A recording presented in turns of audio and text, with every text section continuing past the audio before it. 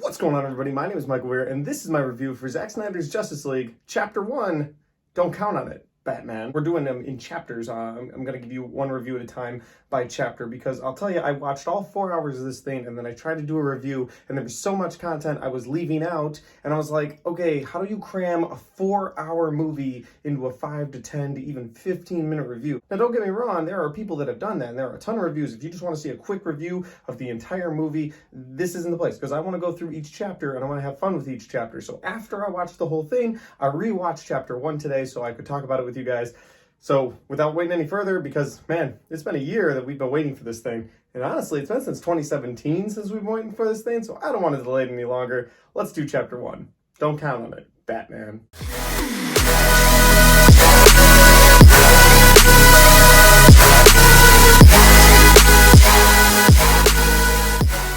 So Chapter 1 opens with Superman dying at the end of Batman versus Superman. If you remember, Superman flies the kryptonite spear into Doomsday. Doomsday kills Superman at the same time. Superman dies. Well, right before he died, his voice, his last breath, let out a shockwave that was felt around the world. And you see that scope around the entire world. It passes the battle scene that they're currently at. It goes past Cyborg's house, and when it does, it triggers one of 3 mother boxes. What are the mother boxes? Well, those are something we're going to talk about in another chapter, because they didn't talk about them in this chapter. So we're going to move on. The next one goes past the Atlanteans, because they've got one of the mother boxes and they notice this thing starts to be alive. And then the final one goes past Themyscira with the Amazons, and that box actually cracks open and starts making a weird noise, and all these Amazon warriors are surrounding the box now, and it just tells you there's a bigger threat coming now that Superman's dead. In the next scene, you see Batman, and he's traveling by horseback to go find Aquaman. He's trying to put together a team. Now, here's my issue with this, and I'm not trying to nitpick Zack Snyder here, because he has had years to put this together, but I'm just curious. I get it makes a cool shot, but why was Batman on horseback? Man literally has planes that can fly anywhere in the world. So why is he on horseback going through these mountains? Like, they even make mention of it, like, we know he didn't come by sea because the sea is frozen. So how did he get here? Well, he's Batman. Why didn't he just fly there in one of his bat planes? I mean, this Batman has all the gadgets. You see them in the rest of the movie. So why can't he fly there? I don't know, but whatever. I mean, it's a cool shot. Him on a horse, it's a cool shot. He's looking, but like, he knows time is of the essence. So why wouldn't Batman be on a plane? I guess it's a small gripe. Again, I'm just commentating on what I saw. So in the next scene, you have Batman walking up to this little village, and he's going into, I don't know, the town tavern is what it seems like, a little hall they've got there. And you've got a guy sitting in like the head of the town, right? He's sitting in this chair. I don't know what he is. He's not the king of the people. I don't know what he is.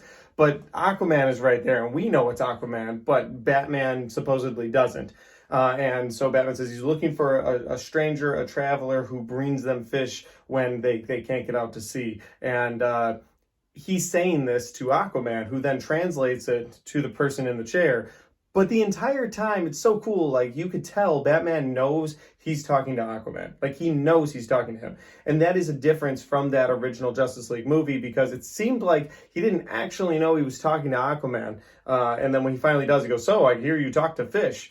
Okay, that's gone. They got rid of that nonsense, right? And so he's having this conversation through Aquaman, and Aquaman is translating it, but then Batman speaks in that language, and that's really cool. It's just, I love when they explore Batman and they give him more layers than he's just a guy in a suit. Clearly, I'm a Batman fan. I've even got the tattoo. I love Batman. So giving him more layers, showing he can speak other languages, it's just really cool. He is that smart. He is so much more than just a guy in a cape. But he has this conversation with Aquaman. He tells him, hey, listen, I'm putting together a team. And Aquaman's like, no, listen, I work alone. It's better for a strong man to work alone. And Batman's like, do you know who Superman is? Because he died standing next to me. And Aquaman goes, yeah, you prove my point. And at that point, I was like, yeah, Aquaman's not wrong. That was a bad...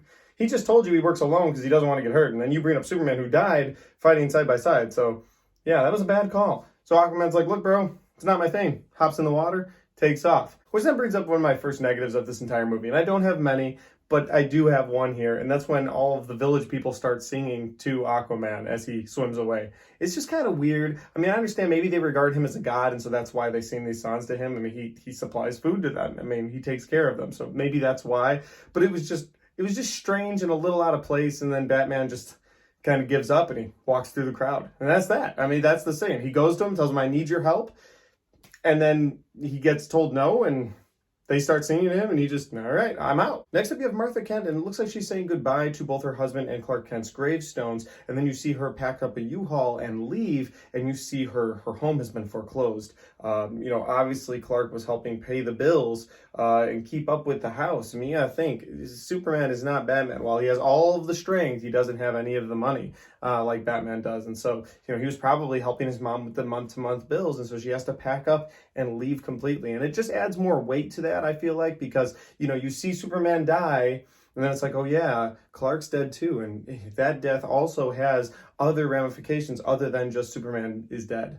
And then to add into that weight of the situation, they go from Martha Kent's grief to Lois Lane's grief. She's leaving a coffee shop, and she brings one coffee to a police officer who is watching over the Superman memorial where Superman died. And then he lets her through, and she takes this coffee cup up to, and she leaves it there with Superman. It looks like she has a moment. It looks like this is something she does every single day, and she is still grieving and not able to move past the fact that not only did the world lose Superman, and Martha lost her son, but she lost the person that she loved. Then you get that Wonder Woman scene that we all remember, but you get it in such a glorious fashion. That's right, some terrorists are going to blow up 4 city blocks, starting in this room.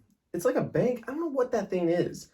I'm not really sure. There's kids there, there's parents there. It's not a store, it's a big building, government building of some sort. Anyway, these terrorists are there, and they are going to blow it up, and in comes Wonder Woman, and that scene is so good. Even just the terrorists taking that building, much better. I mean, they're shooting people, you see blood. As soon as I saw them shoot somebody and a puddle of blood, I was like, that's right, this movie's rated R. Like, that was so cool. Like, I forgot that they rated this thing R, and man, they make it happen. And honestly, I wish we got more. I know they make the superhero movies PG-13 because they want more audiences. They want you to bring your kids. They want you to feel like you can, and your kids won't see blood, and that's going to get them more money. And Marvel's done it really well, but how many Marvel movies have happened where they cut away right when a death scene happens? It's just something I wish we could move on with in the superhero universe. And you know what, maybe it'd be pretty cool if DC did that, where they were like, hey, we're gonna go R with our movies. It doesn't have to be disgustingly gross, but seeing a little bit of blood when some violence happens is pretty neat. But Wonder Woman busts in, knocks down the terrorists, and she's got a different attitude, and I really like that. Now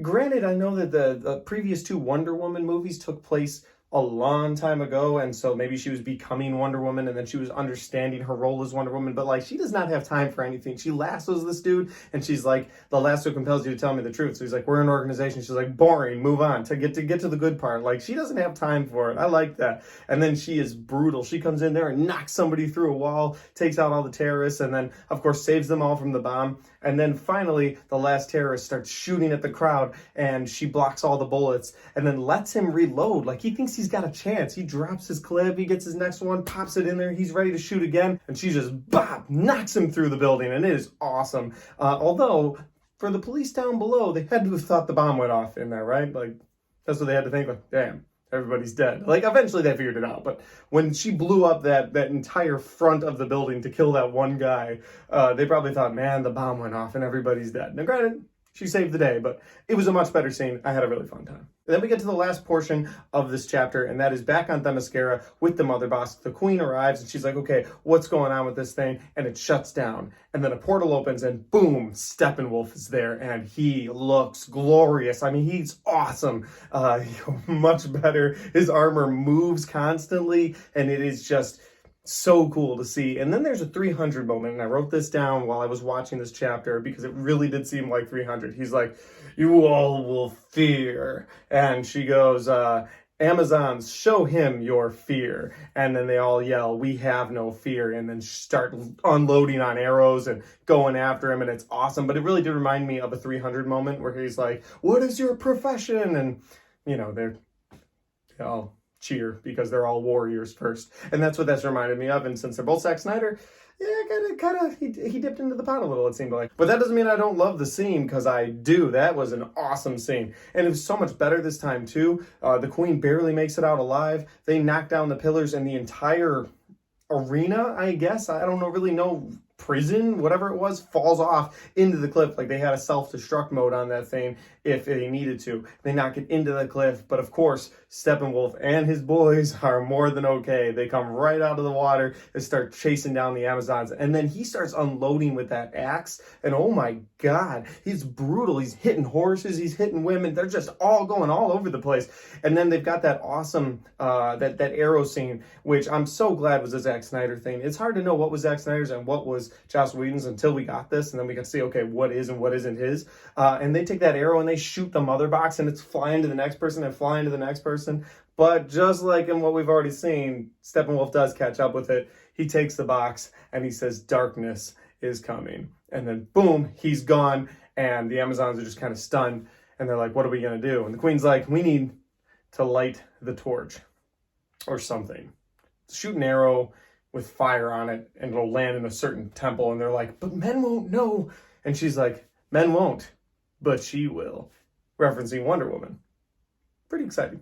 Because I don't think they've talked since Wonder Woman left originally. I don't know. But that's the end of chapter 1, guys. So to give you brief thoughts on what I've just talked about, I loved everything I saw. I really did. I may have had nitpicks. I may have not liked the little number that the village people saying to Aquaman as he swam away. But ultimately, it was a great opening to the movie. I really enjoyed it. And I can't wait to talk about chapter 2 with you guys. I hope you enjoyed this. If you did, make sure you hit the like button. Make sure you subscribe so you can see all the rest of the chapters that I'm going to put out. And finally, if you've seen Justice League chapter 1, don't count on it, Batman, make sure you comment and talk about it in the comment section down below, and I'll get you guys chapter 2 as soon as I can. Thanks for watching. I'll see you next time.